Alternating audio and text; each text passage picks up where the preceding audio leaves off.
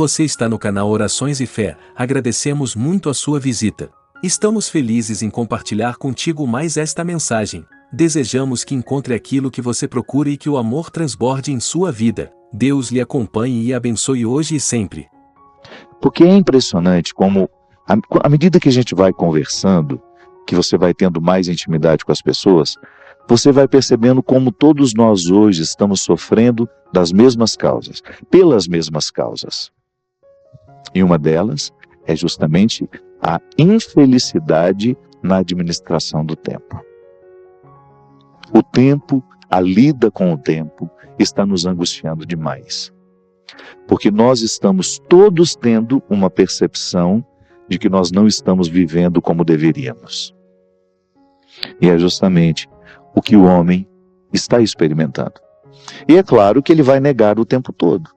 Boa parte da conversa, a menina vai desmentindo tudo aquilo que para ele é uma verdade que ele construiu para proteger-se do enfrentamento que ele precisava viver.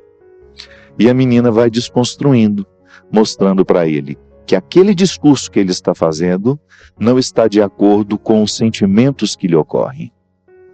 E aí é interessante porque essa desconstrução, ela vai sendo um caminho que todos nós fazemos também. Até aqui na 4ª página tem um texto que eu preparei para que quando aquele que está passando pela livraria pegar o livro, ele vai ter mais ou menos uma noção do que se trata. É em vão procurar por uma resposta quando ainda não fizemos a pergunta certa. O conflito seguirá infértil se não receber o benefício da lucidez que só o enfrentamento das perguntas proporciona. Uma vida que não é refletida não pode ser bem vivida. Só o debruçar reflexivo sobre nós é capaz de reorientar a coerência, desfazer os equívocos e estabelecer o julgamento que nos coloca diante dos dilemas fundamentais. Quanto nos custa ser quem somos? Tem nos custado muito alta a fatura das emoções? Muito alta. Estamos satisfeitos com o que escolhemos ganhar e perder? Somos fiéis ao que nos pede o coração? Não nos apressemos em responder. É preciso conviver com as questões, olhá-las nos olhos, permitir que suas arestas desconfortáveis encontrem os encaixes na alma ferida. Há caminhos que não podemos andar acompanhados. E este é um deles, o que nos leva ao dentro de nós. Ande pelo seu. Ofereça-se a compaixão, o que de mais nobre você pode se proporcionar. É sob a sua tutela amorosa que você descobrirá que a vida pode ser diferente e que nunca é tarde para reorientar a sua história. Ouça o que você tem a dizer-se. Recolha-se com este livro nas mãos. Nele há um itinerário para os que pretendem renascer. Aceite este convite. Não espero que o outro lhe dê aquilo que só você pode se oferecer. Então, nessa necessidade que é muito comum a todos nós, minha gente, esse livro nasceu com o desejo de refletir aquele que foi o meu grande conflito nos últimos 2 anos, que era justamente perceber que eu estava construindo a minha vida de um jeito que o meu coração não estava onde estava o meu passo. Às vezes os meus pés me levavam para lugares muito diferentes do que me pedia o coração. E a linguagem do coração é a linguagem da consciência, é a linguagem da menina. A menina que ainda não está contaminada com as mentiras do adulto. Porque nós contamos mentiras demais para nós. Nós arrumamos muitas desculpas para justificar a nossa conduta errada. Você sabe disso? Quantas vezes você se pegou fazendo justamente uma defesa daquilo que é indefensável em você? Quantas vezes você tentou defender para o outro aquilo que nem para você é justo ser defendido? Porque você sabe que está errado. Aquela maneira que você assumiu de viver, o excesso de tantas coisas que lhe retiram às vezes o direito de desfrutar até daquilo que a vida já lhe deu. Nós estamos protelando, deixando para outro dia as nossas alegrias, a nossa felicidade. E não é justo. Não é justo.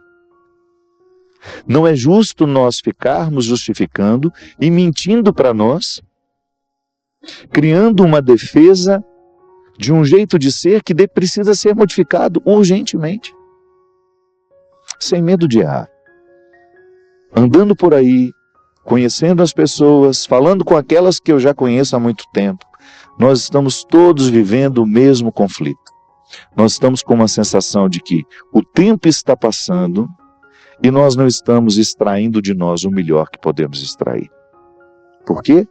Porque estamos com pressa, estamos excessivamente cansados, com demandas muito além das nossas possibilidades. Não estamos tendo tempo para viver as nossas emoções como elas merecem ser vividas. Nós não estamos tendo tempo para viver o processo do autoconhecimento. Então sofremos sem saber por que estamos sofrendo. Erramos porque não sabemos por que estamos errando. E de repente, um conflito se estabelece.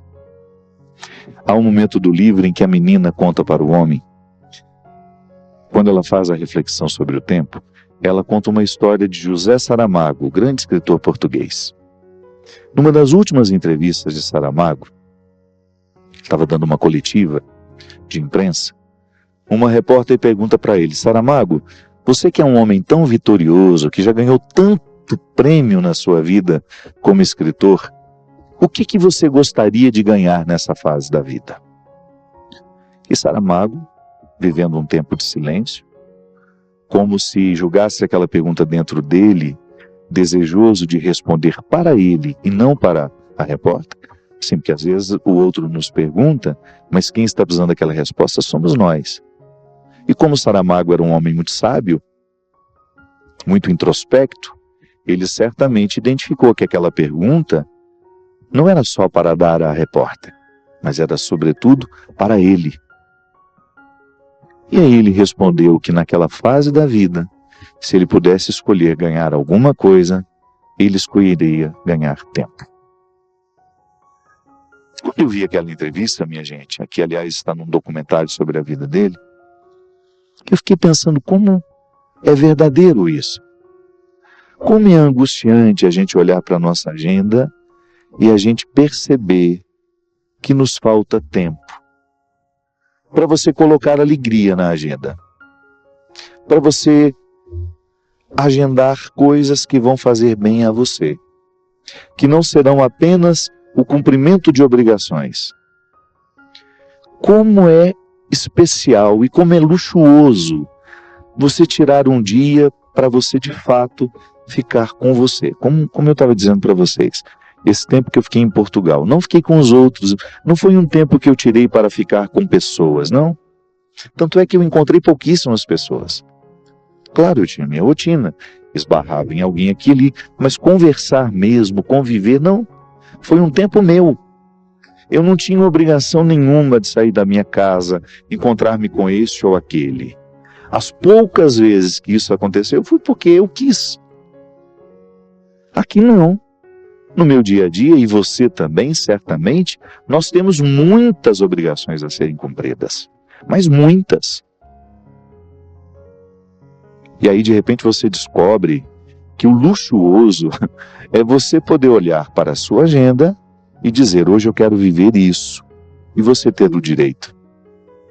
Ah, padre, mas esse mundo que o senhor está falando aí é muito ilusório. Nós trabalhamos muito, eu sei. Eu também trabalho muito. E tenho repensado muito esse excesso de trabalho.